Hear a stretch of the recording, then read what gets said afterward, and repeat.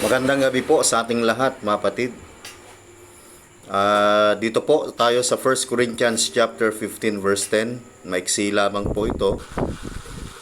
1 Corinthians chapter 15 verse 10, sabi po ng Biblia, "But by the grace of God, I am what I am, and His grace which was bestowed upon me was not in vain, but I labored more abundantly than they all.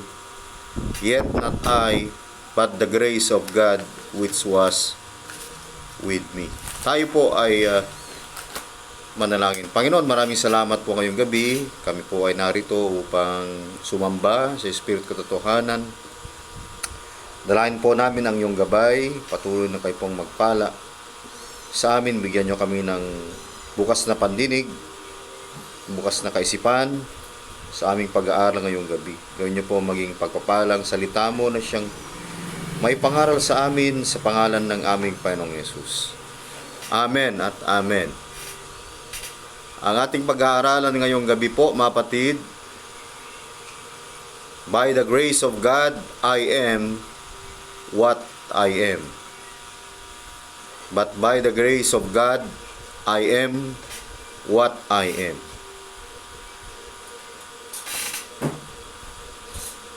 Dito po sa ating pag-aaral,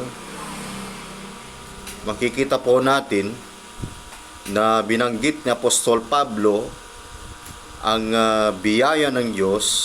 Sabi niya, "But by the grace of God, I am what I am, and His grace which was bestowed upon me was not in vain, but I labored more abundantly than they all. Yet not I, but the grace of God which was with me." Ang definition po ng grace, mga kapatid, ay kung ating titignan, ang ibig sabihin po ng grace means unmerited. It is unearned and it is undeserved. Ang biyaya ng Diyos ay hindi po natin pinagpaguran, hindi po na tayo naging karapat-dapat. We are undeserved at it is unearned.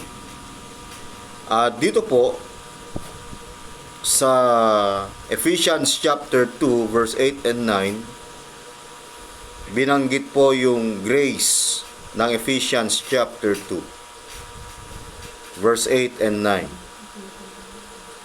Ephesians chapter 2 verse 8 and 9, "For by grace are ye saved through faith, and that not of yourselves, it is the gift of God, not of works, lest any man should boast."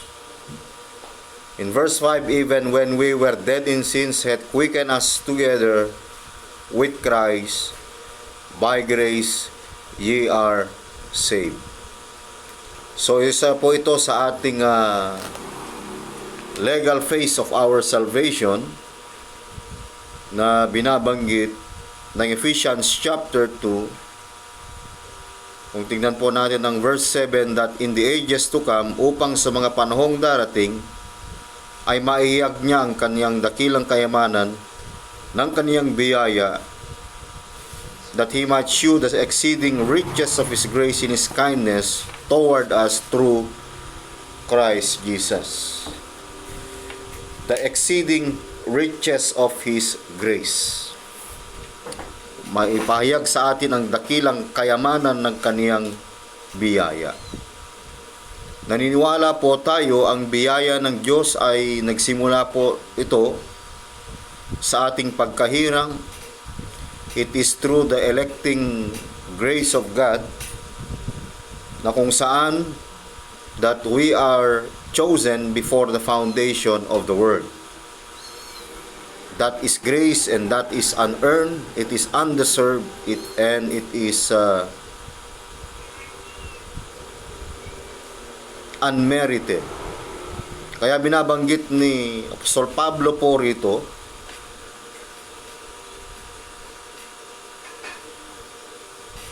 that we might shew the exceeding riches of His grace in His kindness toward us through Christ Jesus. And in verse 8, for by grace are you saved through faith, and that not of yourselves. Yung glory, yung kaluwalhatian ng biyaya ng Diyos ay hindi po galing po sa atin. And that not of yourselves, it is the gift of God. Kung tingnan po natin ang Ephesians chapter 1, mga kapatid,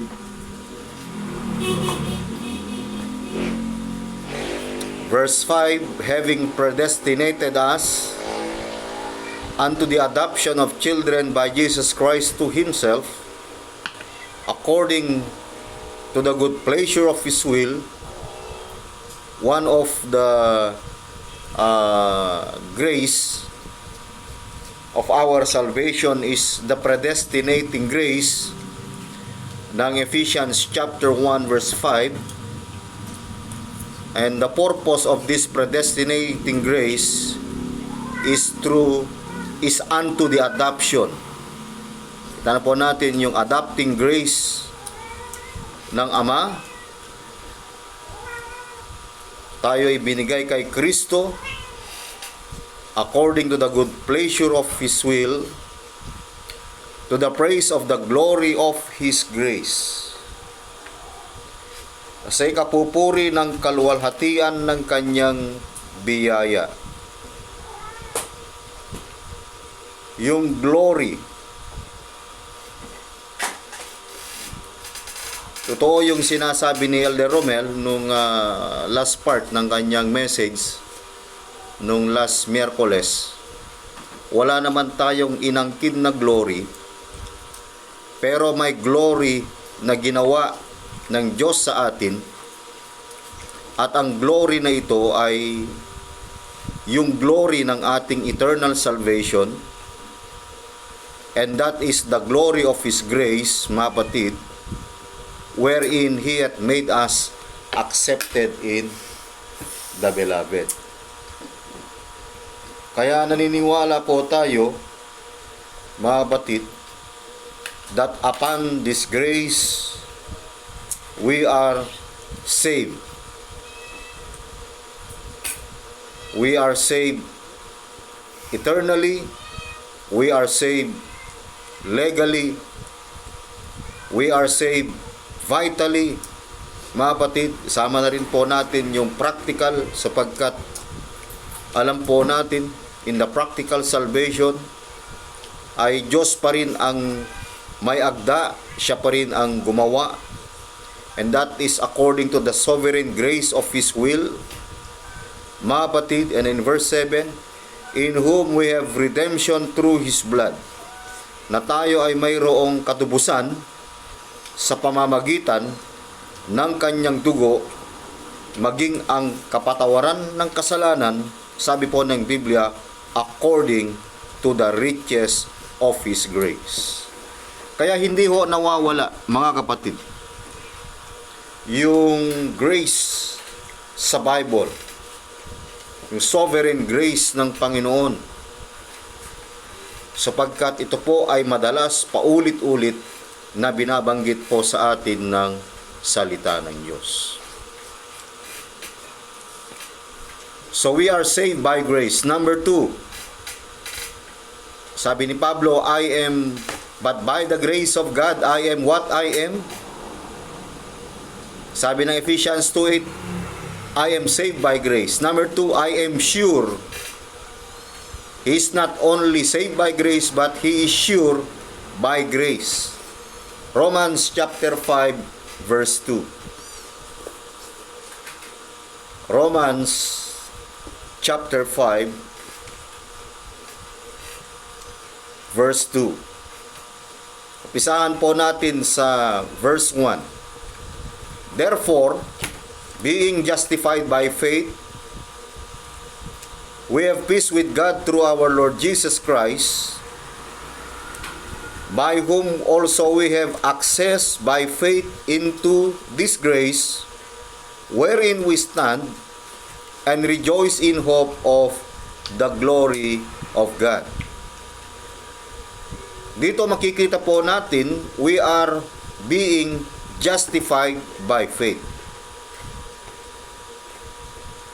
Ang justifying grace, not only the electing grace and the predestinating grace, we have also this justifying grace as God's blueprint for our eternal salvation. We are justified by faith. We are justified in time. Pero bago dumating yung justification in time, we are already justified in eternity. Dahil dun sa Romans chapter 8, tapos na po yung blueprint, kaya magaganap na lamang po in time yung ating pagka matuwid, doon sa Romans chapter 8:28, and we know that all things work together for good to them that love God, to them who are called according to His purpose, for whom He did foreknow. That is the electing grace. We are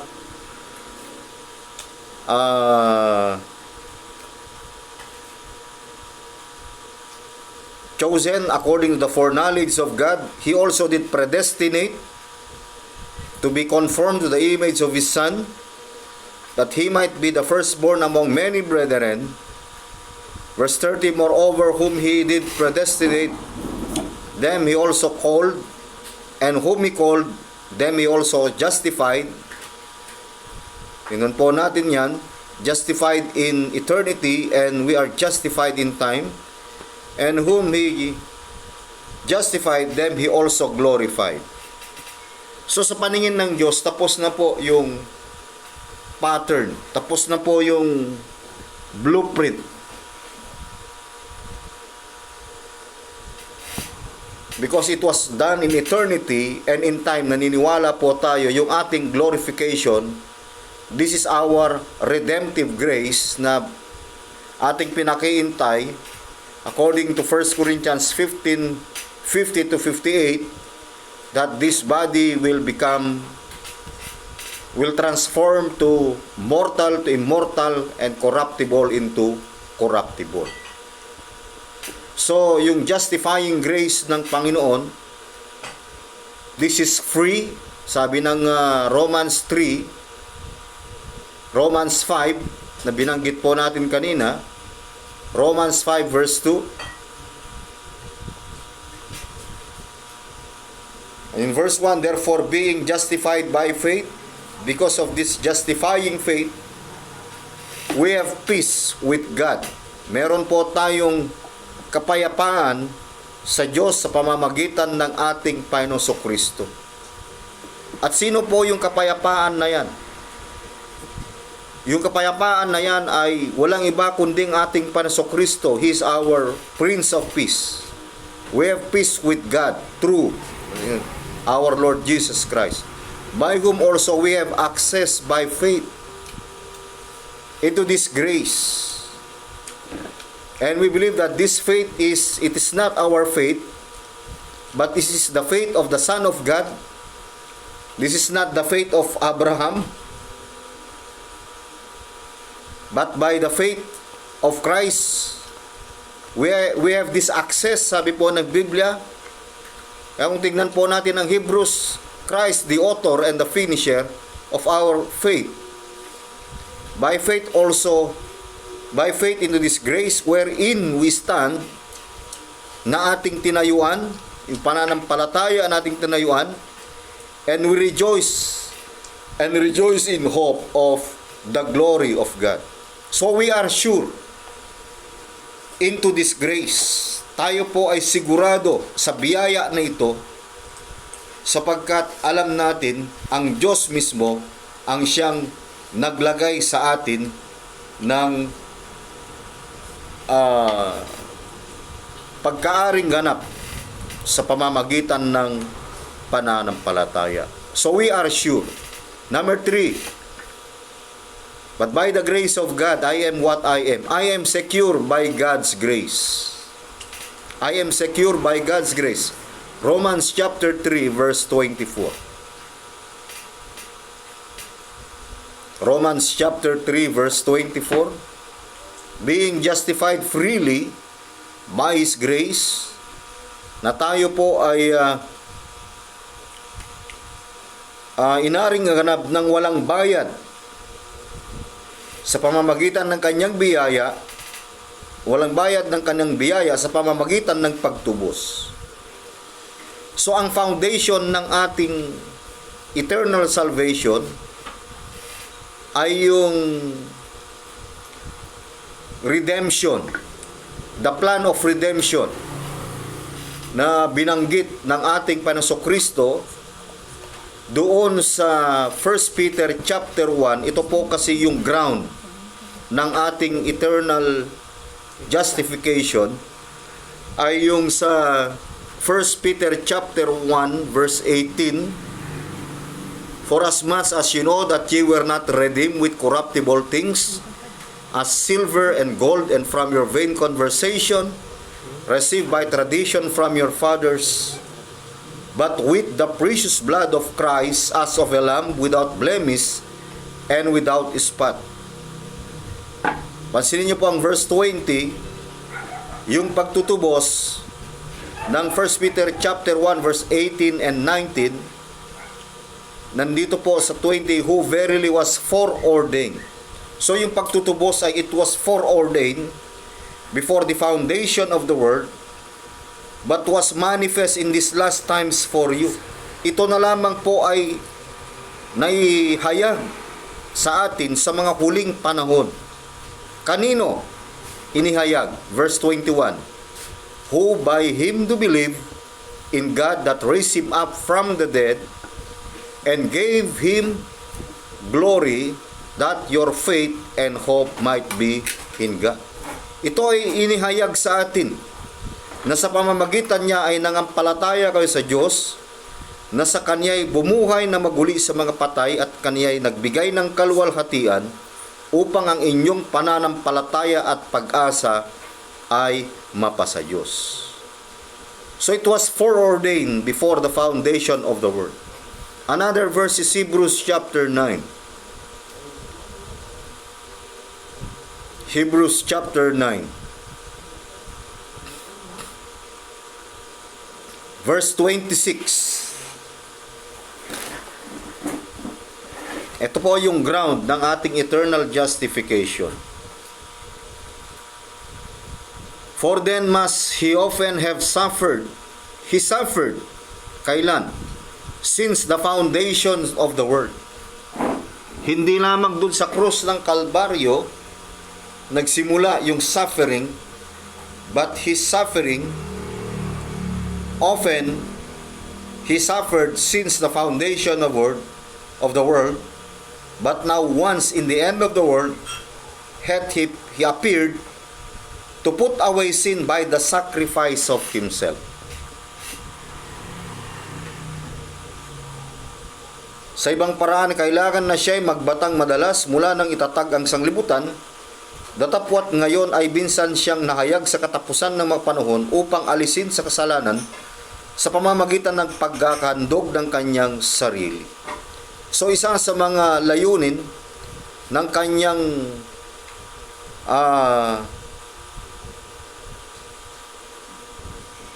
kamatayan, yung kanyang paghihirap, yung kanyang suffering, is to put away sin by the sacrifice of Himself.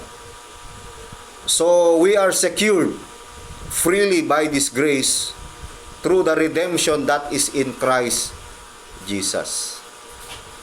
So kaya binanggit ni Paul, I am what I am by the grace of God. Why? Because I am saved by the grace of God. Number 2, I am sure by the grace of God, Romans 5:2. And number 3, I am secure by the grace of God, Romans 3:24. Pang-apat, I am strengthened by the grace of God. 2 Corinthians chapter 12 verse 9. 2 Corinthians chapter 12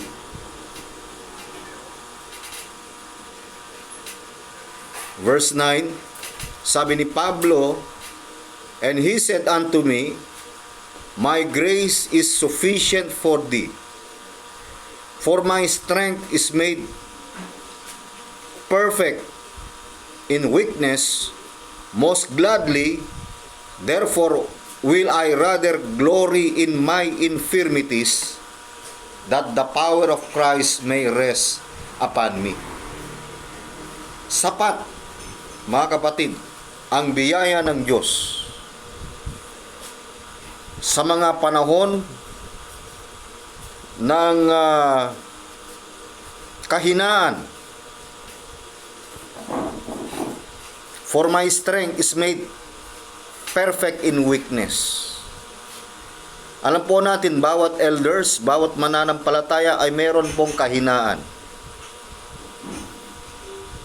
Pero ang biyaya ng Diyos ay sapat to overcome this weakness, to overcome these infirmities. Kaya sabi ni Pablo, "Most gladly, therefore will I rather glory in my infirmities." Kaya't bagkus ako'y nagmamapuri sa may malaking galak sa aking kahinaan, upang manahan nawa sa akin ang kapangyarihan ni Kristo. Actually, wala naman po tayo talagang lakas na pwedeng ipagmalaki sa Diyos o karunungan na pwedeng ipagmalaki sa Panginoon, kundi yung lakas na nanggagaling sa ating Diyos na buhay, yun lamang po ang pwede po nating ipagmalaki, sapagkat sa pamamagitan nito sapat ang kanyang biyaya. Nung si Job ay nasa kalagayan ng kanyang karamdaman, naniniwala po ako,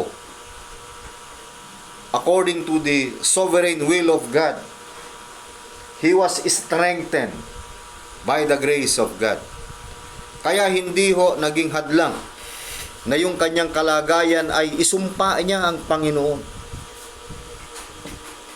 para kalimutan ng Diyos sa mga bagay na nangyari sa kanya. He did not question God. Rather, he gave all the glory, mga kapatid, in the God of heaven, because he was strengthened by grace. Kaya sabi ng Panginoon, "For my strength is made perfect in weakness. Most gladly, therefore, will I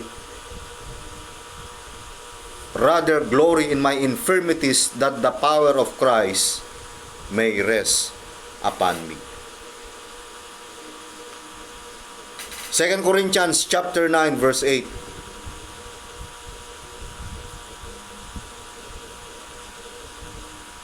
Second Corinthians chapter 9 verse 8.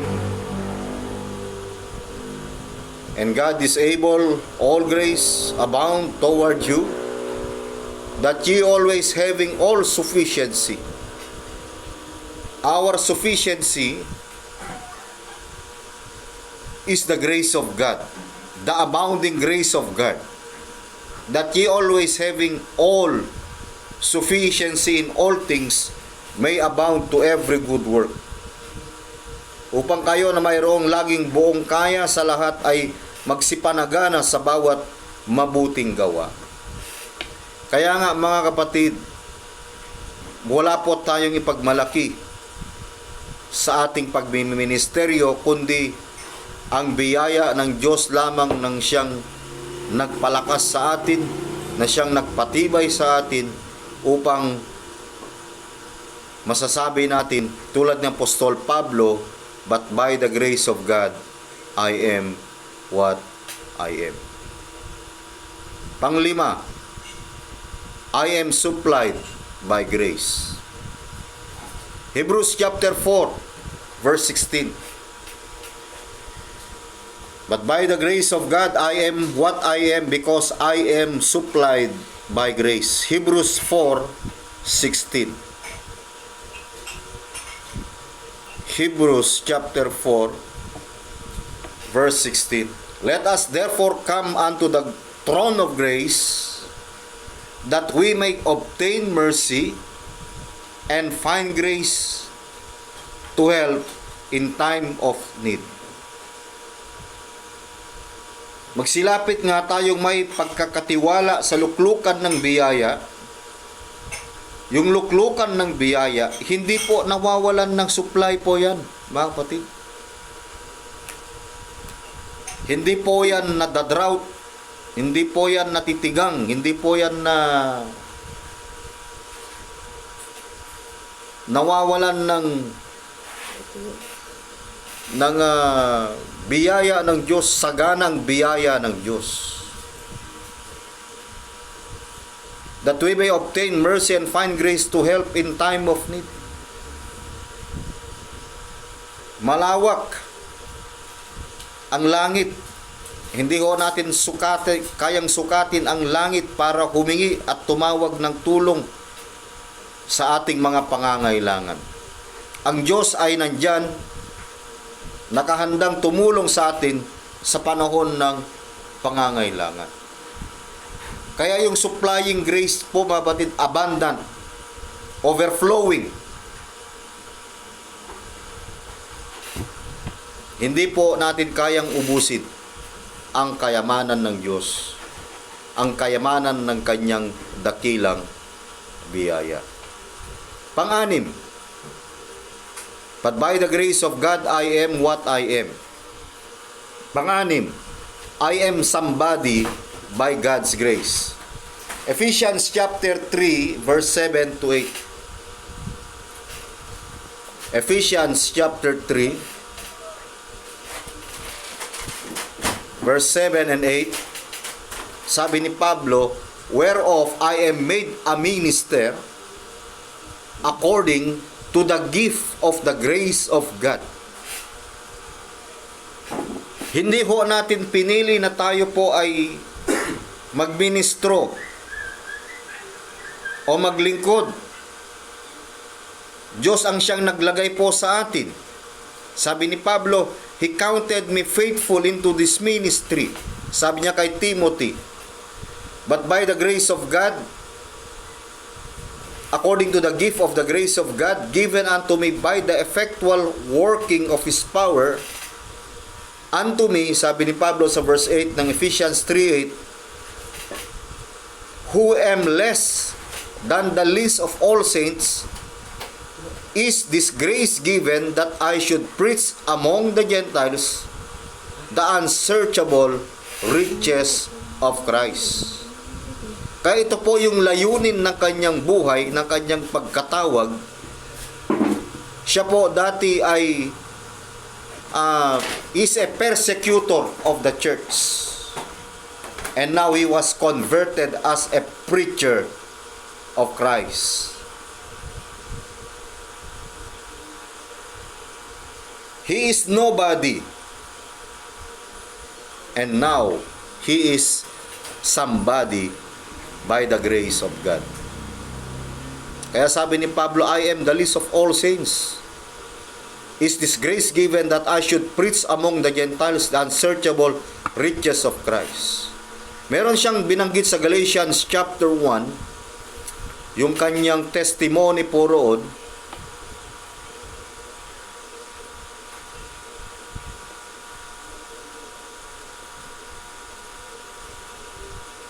Kung di po ako nagkamali, hanapin ko lang po.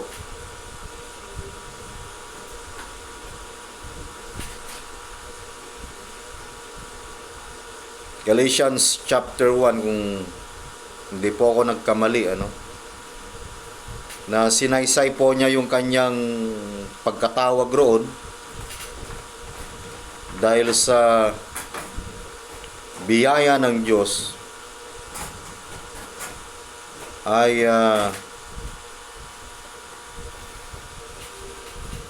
siya po ay inilagay ng Panginoon sa ministry,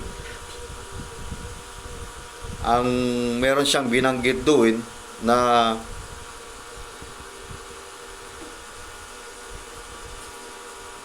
yung salitang conferred with flesh and blood, na out of his mother's womb ay siya po ay pinili ng Panginoon upang maglingkod sa ating Diyos na buhay.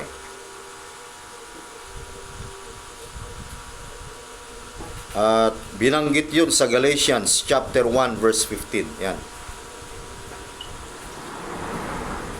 And 16. Galatians chapter 1 verse 15. But when it pleased God, it is not man that pleaseth, but God that pleaseth, who separated me from my mother's womb, and called me by His grace. Makikita pa rin po natin yung grace ng Panginoon, kung paano siya tinawag. He separated me from His mother's womb. That is His prenatal call. Called me by His grace, He was separated from my mother's womb. Verse 16, ang purpose, to reveal His Son in me, that I might preach Him among the heathen. Immediately I conferred not with flesh and blood. Ibinukod po talaga siya ng Panginoon. Kahit sino po sa atin dito na naglilingkod sa Diyos, hindi ho tayo yung nagbukod sa ating mga sarili, kundi sa pamamagitan ng biyaya ng Diyos, tayo po ay naibukod. We are set apart by the grace of God. We're just nobody. And now, He was somebody by the grace of God. The grace of God was given unto me, sabi ni Pablo, by the effectual working of His power. Kaya kapangyarihan ng kamay ng Diyos ang dahilan kung bakit tayo ay nasa gawain ng Panginoon. Kaya ang glory sa Diyos pa rin po yun.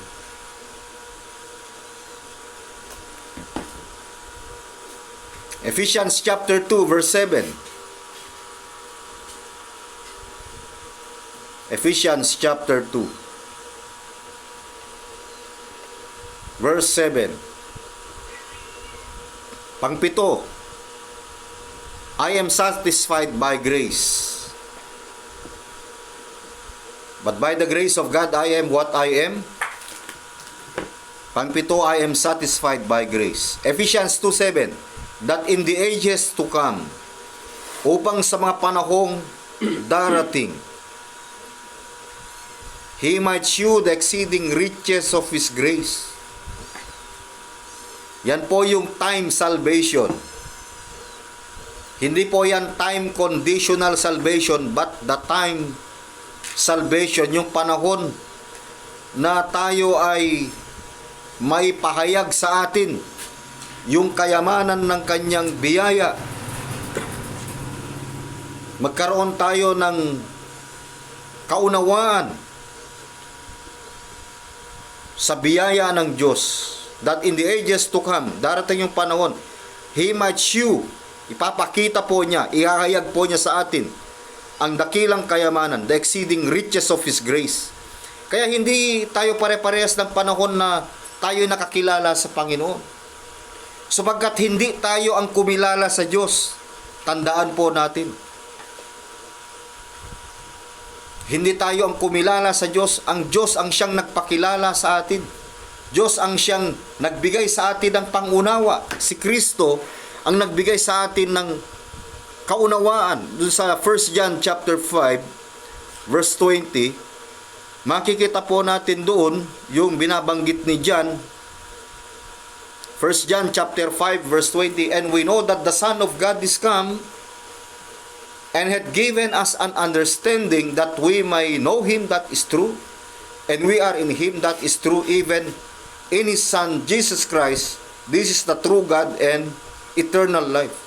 Yung pagkakilala natin sa Panginoon Jesucristo, that He is the true God and eternal life, that is the understanding that God has given us. Hindi yan understanding ng deprived sinner, kundi understanding yan ng Diyos na siyang nagbigay ng pangunawa sa atin upang makita po natin yung tunay na Diyos na ating pinaglilingkuran. Hindi naman natin nakita ng mukhaan ng Panginoon Kristo, pero by faith, we believe in Him by faith. Binigyan tayo ng eyes of faith to believe that Christ Himself is the Lord of glory. Pangpito, mga kapatid. Pangwalo, I am surprised by grace. I am surprised by grace. 1 Corinthians 15 verse 8 to 10. 1 Corinthians chapter 15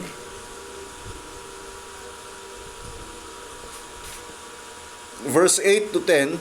The last of all, he was sin of me also, as of one born out of due time.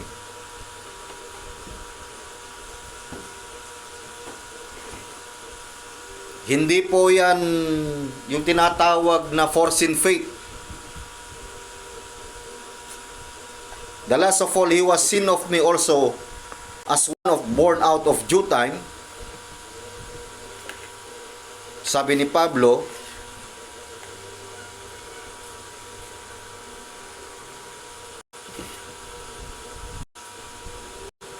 saan na ba yun? Loko-loko tong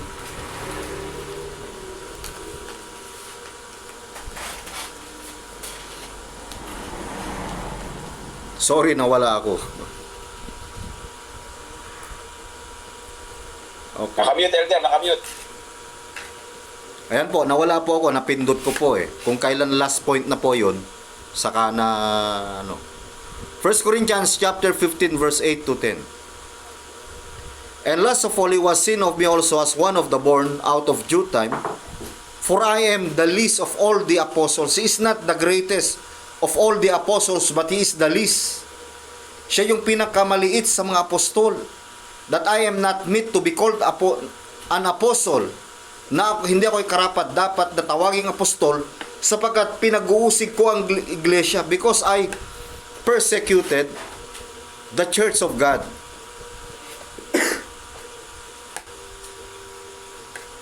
From persecutor to preacher. He is the least of all the apostles, sabi po niya. I am not meet to be, I am not worthy to be called an apostle, because I persecuted the church of God. Pero dito sa verse 10, makikita po natin, but by the grace of God, I am what I am, and His grace was bestowed upon me, was not in vain, but I labored more abundantly than they all, yet not I, but the grace of God, which was with me. He was surprised by grace. Kaya ito po yung dahilan kung bakit nakakapaglingkod po tayo, because of the serving grace of God. Serving grace pa rin ng Panginoon. Yung dahilan kung bakit nakapaglilingkod po tayo ng maayos, nakakapag-attend tayo ng prayer meeting, nakakapanamba tayo sa Spirit katotohanan, at lahat ng mga gawain na pinagkatiwala sa atin ng Panginoon sa loob ng iglesia, tayo po ay nakakapag lingkod po ng maayos. Kaya as we conclude this message, many things in life will fail us. Friendship will blossom and then die. Health can be an elusive thing. Riches and wealth will often remain just beyond the reach of your fingertips.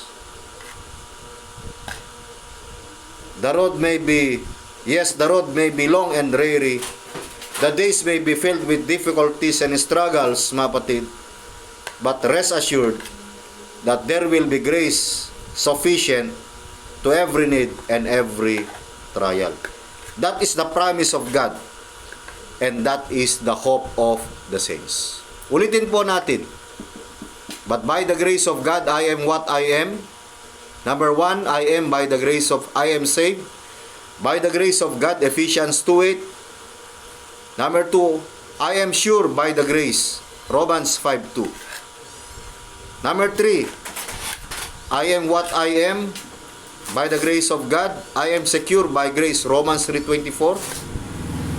Number 4, I am strengthened by grace. Number 5, I am supplied by grace. Number 6, I am somebody by grace. Number 7, I am satisfied by grace. And number 8, I am surprised by grace. Magandang gabi po. Nawa pinagpala po tayo ng Panginoon. Amen. Purihin po ang Panginoon mga kapatid. Maraming salamat, Elder Rene, sa mensahe sa gabi ito regarding sa grace ng ating pong Panginoon. At pwede na po mga kapatid, by the grace of God, tayo po ay patuloy na nagsama-sama upang magpalakasan at makinig ng mga salita po ng Diyos sa tuwing tayo po ay may prayer meeting. Maraming salamat po muli.